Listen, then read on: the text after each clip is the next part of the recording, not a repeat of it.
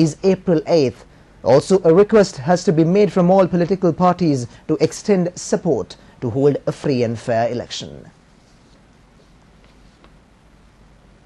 It has been reiterated that the former army commander has been arrested under the military law. Military spokesman Major General Prasad Samarasinghe said there is no political aim in his arrest. He said any military officer can be tried even after 6 months since retirement. The former army commander was arrested under Section 57(1) of the Military Act. He had been arrested under the military law. The military spokesman vehemently rejected allegations that he had been harassed during his arrest. Sarath Fonseca had berated the military officers who had attempted to arrest him. He was neither assaulted nor taken into custody without handcuffs. Major General Samarasinghe pointed out that Sarath Fonseca was being accorded all facilities. Family members have been given an opportunity to meet him. Permission had been sought by family members only last afternoon to visit him. Mrs. Fonseca, along with attorney Vijayadasa Rajapaksa, had met Sarath Fonseca. The meeting had lasted about 3 hours. The military spokesman added that all facilities provided to a general was being accorded to him. Minister Lakshmanyappa Abeyewardena has said that it is the right of the military to investigate about a person who had released statements to the foreign media against the forces. The minister pointed out that the opposition is attempting to build a negative opinion and thereby exploit the situation for political gains. The former army commander has been arrested under the military law. He pointed out that the arrest is not a political or personal issue. The public will come to know the genuine situation after the investigations are completed. Several accusations had been leveled against him. He is being grilled on engaging in political activities while serving in the forces.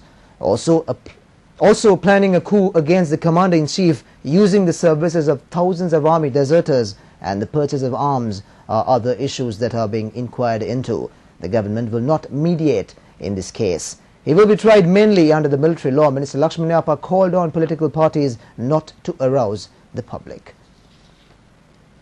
Still at home, a chaotic situation prevailed opposite the courts complex at Halsdorf in Colombo today.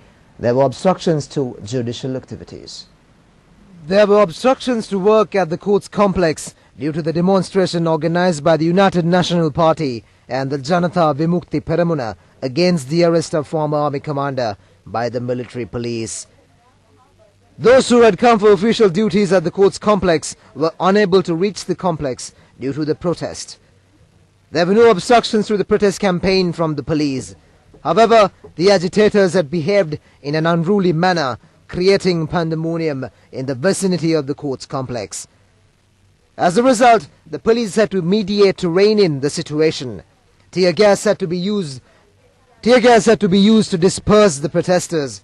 Permission had been secured to stage the protest near the Premadasa statue at Halsdorf. Lawyers strongly deplored the obstructions they had to face due to the protest staged beyond this location.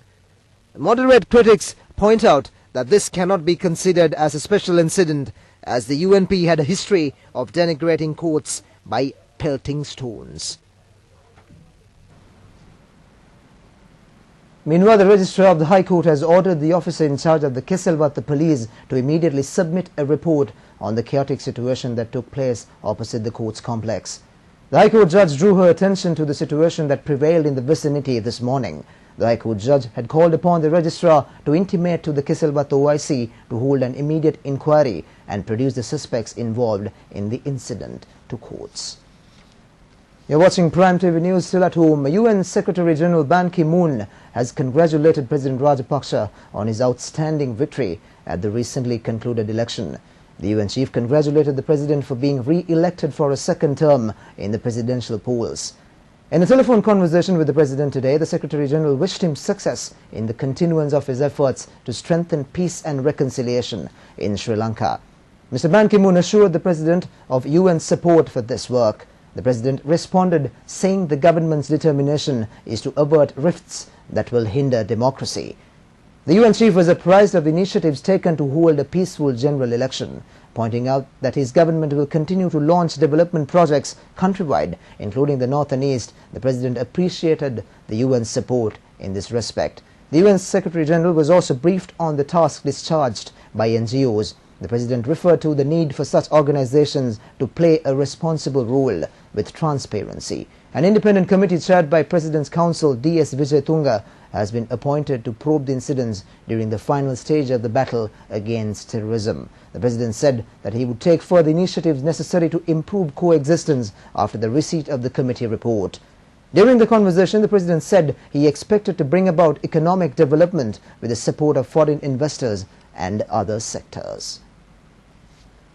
Moving on, the fishing industry in the north has seen a marked increase in fish production.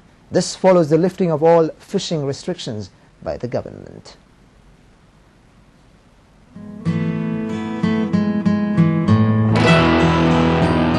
Ministry of Fisheries and Aquatic Resources said that the fishing communities have resumed their traditional livelihoods with greater freedom and free access to fishing grounds with the elimination of terrorism. The ministry has adopted measures to transport the excess yield to Colombo to compete with the market in the city areas. The ministry expects to set up Jaffna fish stalls in Colombo and suburbs. It will provide several insulated trucks to transport the fish harvest from north to the capital. The Fisheries Ministry has planned a 2-year development project in the north at a cost of 1.7 billion rupees to provide extended facilities to the fishing community. Meanwhile, the government plans to set up fresh fish outlets at Lux Satrasa and Co-op City outlets.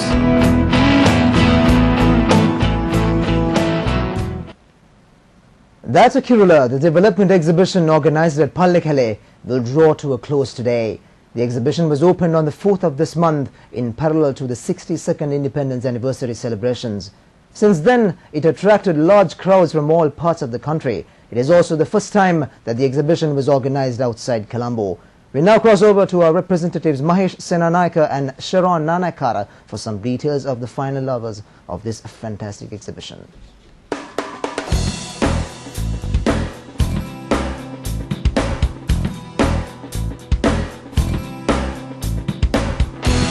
Good evening and welcome to the special studio set up at the media zone of the Diatic exhibition. Well, today is the 7th and the final day where we have set up a special studio for all 6 channels: ITN, Prime TV, Vasantham TV, Lakhan FM, Vasantham FM and Prime Radio. Good evening to you, Sharon. Good evening to you. Yes, like he mentioned, it is the 7th and the final day of the 4th Diatic exhibition 2010 held at Pallikhale in Kandy. We've been here for the last week, bringing to you all the happenings from here, and there's still large crowds gathered here today. Just a few few hours of the exhibition, and still there are large crowds still trying to walk into the premises. Well, if you look at the concept of the article exhibition, which was started 4 years ago in Colombo in 2007, the main objective was to showcase the government's development initiatives that has taken place during the past year, and also the development drives that will be implemented by the government. This objective has still been kept intact. And Sharon, as we have repeatedly stated, that this is a good opportunity for the public to come and get a first-hand experience as to what kind of development programs, what kind of initiatives the government has introduced, government has implemented, and where your tax money has gone, how efficiently the tax money has been used, and also it envisages the future of the country in terms of what type of development programs will be undertaken by the government ministries. Yeah, and we also did see a lot of school children walking into the premises. There were lots of things for them to see as well when it comes to stalls from ministries to agriculture, culture, religion, and so many things. And even yesterday, there were yesterday and the day before, especially during the weekend, there were lots of school children walking in here, but even into the media zone, because you can see live programs, how it is being conducted, and it's very, very, very educational. Well, I would say that the media zone and the special area that was allocated for the 3 forces and the Department of Police were the main crowd pullers, since the people were able to come and touch and feel some of the state-of-the-art weaponry, guns, artillery, the military hardware used by the defeated LTT are on display, as well as some of the high-tech equipment used by the 3 forces and the police department were on demonstration, where people could witness what type of equipment and some of the tactics used by the 3 forces to combat the LTT. and as you said, the media zone, which basically occupies 2 floors of the main building, provides the opportunity for the public to come and witness how a TV or a radio program is telecast or broadcast, and we also provided some opportunities for them to actively involved in the production of programs, especially our mother channel, our main channel, ITN carried out several programs to that effect. Yes, even the live musical show that was telecasted on ITN last night, and lots of other programs which were telecasted live from the studios that we've had here at Pallekele in Kandy.